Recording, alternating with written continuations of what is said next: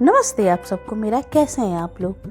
आज मैं आप लोग के लिए लेके आई हूँ शिव पुराण के श्रवण की विधि तथा श्रोताओं के पालन करने योग्य नियमों का वर्णन। शौनक जी कहते हैं, महाप्राज्ञ व्यास शिष्य सूत जी, आपको नमस्कार है। आप धन्य हैं, शिव भक्तों में श्रेष्ठ हैं। आपके महान गुण वर्णन करने योग्य हैं। अब आप कल्याणमय शिव पुराण के श्रवण की विधि बतलाएं, जिससे सभी श्रोताओं को संपूर्ण उत्तम फलों की प्राप्ति हो सके। सूत जी ने कहा, मुनि शौनक, अब मैं तुम्हें संपूर्ण फल की प्राप्ति के लिए शिव पुराण के श्रवण की विधि बता रहा हूँ।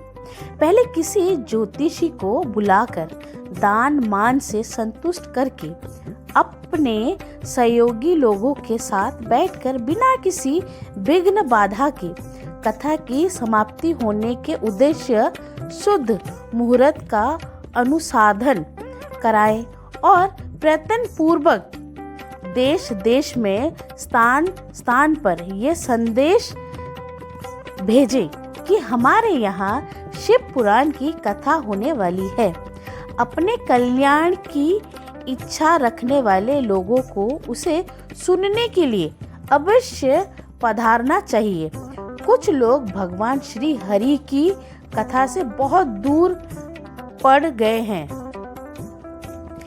कितने ही स्त्री शूद्र आदि भगवान शंकर के कथा कीर्तन से वंचित रहते हैं। उन सबको भी सूचना हो जाए, ऐसा प्रबंध करना चाहिए। देश देश में जो भगवान शिव के भक्त हो तथा शिव कथा के कीर्तन और श्रवण के लिए उत्सुक हो, उन सबको आदर पूर्वक बुलवाना चाहिए और आए हुए लोगों का सब प्रकार से आदर सत्कार करना चाहिए। शिव मंदिर में तीर्थ में वन प्रथा में अथवा घर में शिव पुराण की कथा सुनने के लिए उत्तम स्थान का निर्माण करना चाहिए। केले के खंभों से सुशोभित एक ऊंचा कथा मंडप तैयार कराएं। उसे सब और फल पुष्प आदि से तथा सुंदर चंदों से अलंकृत करें और चारों ओर ध्वजा पताका लगाकर तरह तरह के सामानों से सजाकर सुंदर शोभा संपन्न बना दे। भगवान शिव के प्रति सब प्रकार से उत्तम भक्ति करनी चाहिए। वही सब तरह से आनंद का विधान करने वाली है। परमात्मा भगवान शंकर के लिए दिव्य आसन का निर्माण करना चाहिए तथा कथावाचक के लिए भी एक ऐसा दिव्य आसन बनाना चाहिए जो उनके लिए सुखद हो सके। मुनि निर्णय पूर्वक कथा सुनाने वाले श्रोताओं के लिए भी यथा योग्य सुंदर स्थानों की व्यवस्था करनी चाहिए। अन्य लोगों के लिए साधारण स्थान ही रखने चाहिए, जिसके मुख से निकली हुई वाणी देहधारियों के लिए कामधेनु के समान अभिष्ट फल देने वाली होती है। उस पुराण वैत्य विद्वान भक्तों के प्रति तुच्छा बुद्धि कभी नहीं करनी चाहिए। संसार में जन्म तथा गुणों के कारण बहुत से गुरु होते हैं, परंतु उन सब में पुराणों का ज्ञाता विद्वान ही परम गुरु माना गया है। पुराण वेत्ता पवित्र, दक्ष, शांत, ईश्वर पर विजय पाने वाला साधु और दयालु होना चाहिए। ऐसा प्रवचन कुशल विद्वान इस पुण्यमयी कथा को कहें। सूर्योदय से आरंभ करके 3:30 प्रहर तक उत्तम बुद्धि वाले विद्वान पुरुषों को शिव पुराण की कथा समय का रीति से वाचनी चाहिए। मध्याह्न काल में 2 घड़ी कथा बंद रखनी चाहिए, जिससे कथा कीर्तन से अवकाश पाकर लोग मल मूत्र त्याग कर सकें। कथा प्रारंभ दिन से एक दिन पहले व्रत ग्रहण करने के लिए भक्तों को छोर करा लेना चाहिए। जिन दिनों कथा हो रही हो उन दिनों प्रयत्न पूर्वक प्रातः काल का सारा नित्य कर्म संक्षेप से ही कर लेना चाहिए। भक्तों के पास उसकी सहायता के लिए एक दूसरा वैसा ही विधान स्थापित करना चाहिए। वो भी सब प्रकार के संयोग को निवृत्त करने में समर्थ और लोगों को समझाने में कुशल हो। कथा में आने वाले विघ्नों की निवृत्ति के लिए गणेश जी का पूजन करें। कथा के स्वामी भगवान शिव की तथा विशेषता शिव पुराण की पुस्तकों की भक्ति भाव से पूजा करें।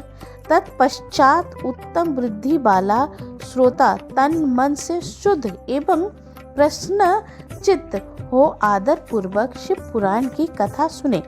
जो वक्ता और श्रोता अनेक प्रकार के कर्मों में भटक रहे हों, काम आदि छह विकारों से युक्त हों, स्त्री में आस्तिक रखते हों और पाखंड पूर्वक पूर्ण बातें कहते हों, वे पुण्य के भागी नहीं होते।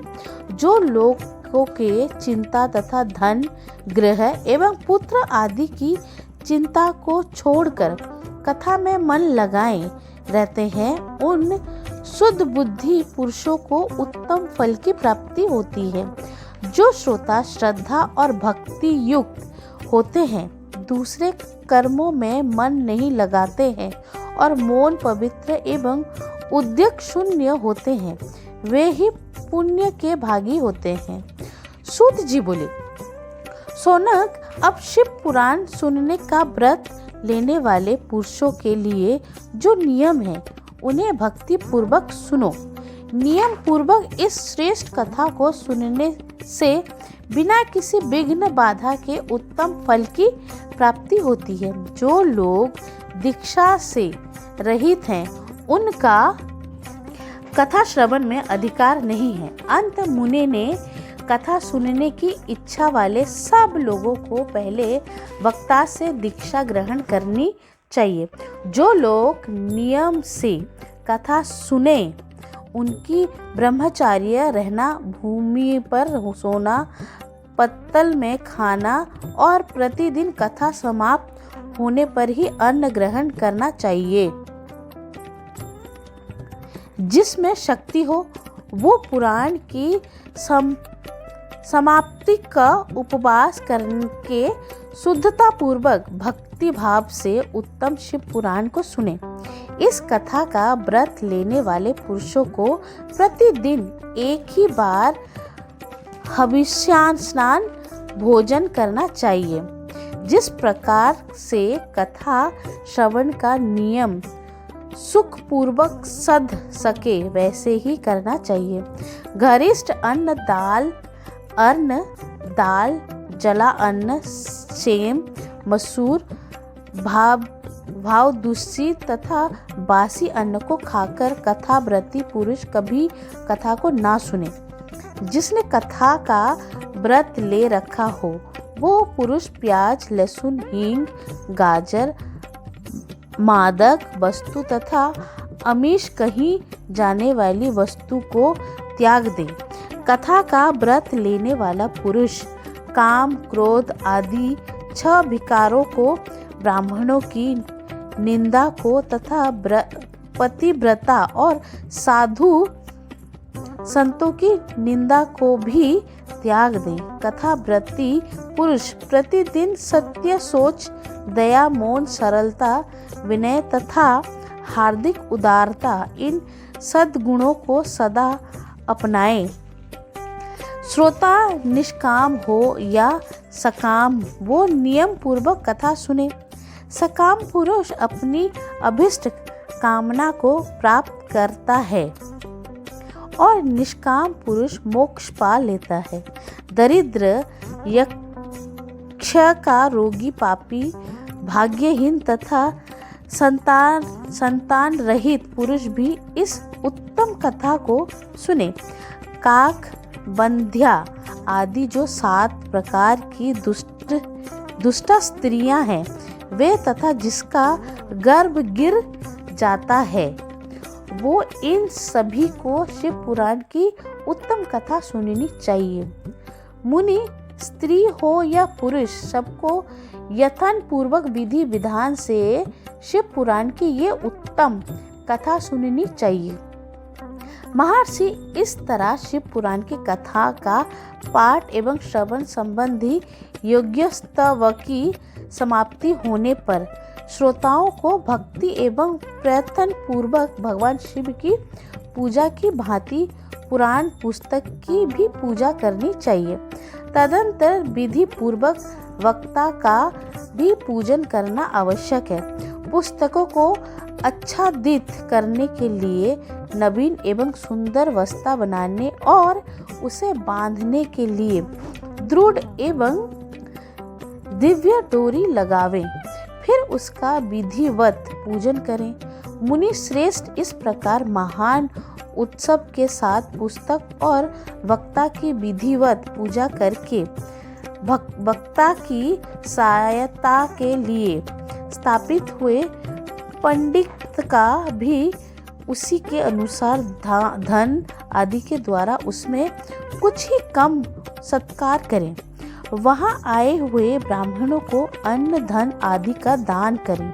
साथ ही गीत वाद्य और नृत्य आदि के द्वारा महान उत्सव रचाएं।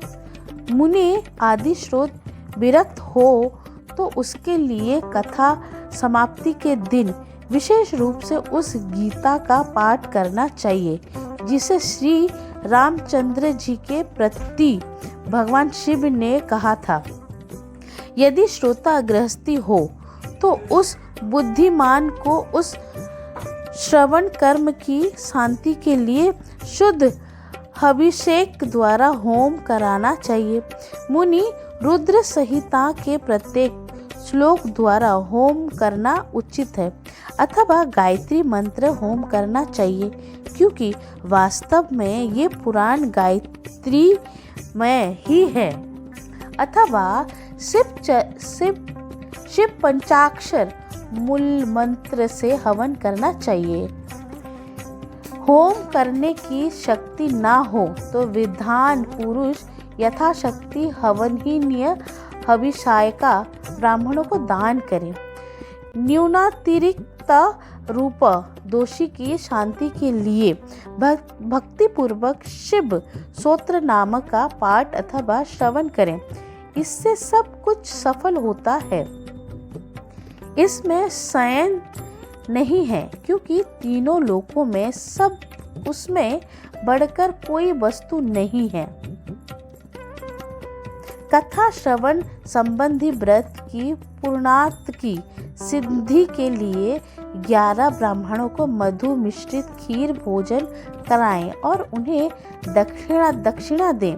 मुनि आदि शक्ति हो तो 3 तोले सोने का एक सुंदर सिंहासन बनवाएं और उस पर उत्तम अक्षरों में लिखी अथवा लिखाई हुई शिव पुराण की पोथी विधि पूर्वक स्थापित करें।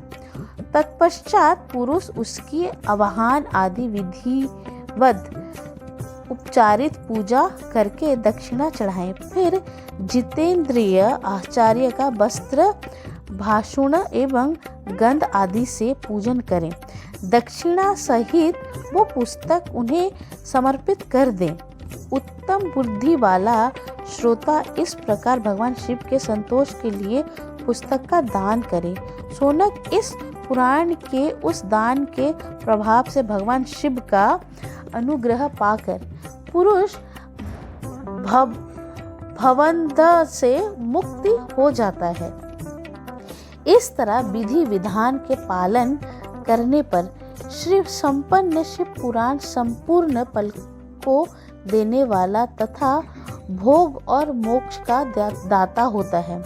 मुनि शिव पुराण का वो सारा महात्म्य जो संपूर्ण अभिष्ट को देने वाला है। मैंने तुम्हें कहा सुनाया, अब और क्या सुनाना चाहिए हो। श्रीमान शिव पुराण समस्त पुराणों के भाल का तिलक माना गया है। ये भगवान शिव को अत्यंत प्रिय, रमणीय तथा भवरोग का निवारण करने वाला है। जो सदा भगवान शिव का ध्यान करते हैं, जिनकी वाणी शिव के गुणों की स्तुति करती है और जिनके दोनों कान उनकी कथा सुनते हैं, इस जीव जगत में उन्हीं का जन्म लेना सफल है। वे निश्चय ही संसार सागर पार हो जाते हैं।